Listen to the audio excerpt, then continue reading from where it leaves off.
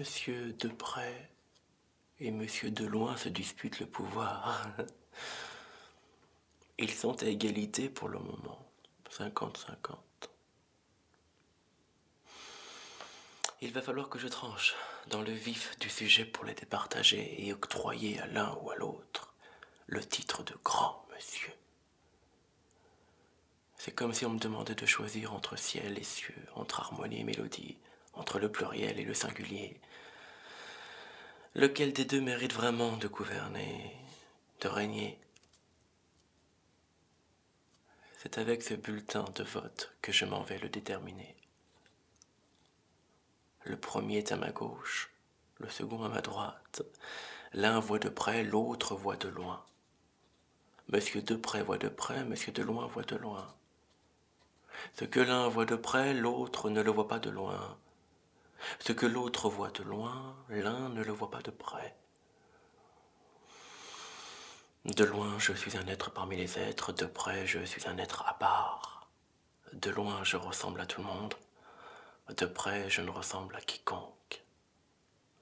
De loin, je suis du genre animal, d'espèce humaine de type masculin. De près, je suis une conscience qui refuse d'abdiquer. De loin, je suis comme un électron libre. De près, on dirait que j'ai des atomes crochus de référence, des préférences. Et tous les projecteurs sont braqués sur moi. Ah, pour qui vais-je voter? Pour monsieur de loin, qui ne voit pas de près, ou pour monsieur de près qui ne voit pas de loin? Front de loin ou front de près?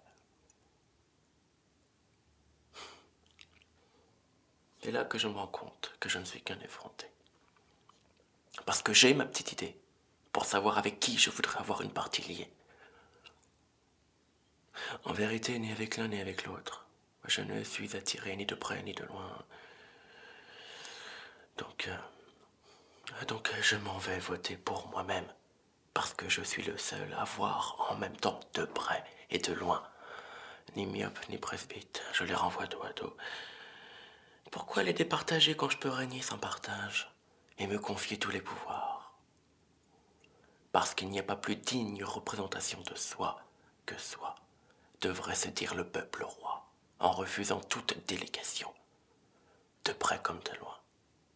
Parce qu'il n'y a pas d'autre grand monsieur que le peuple.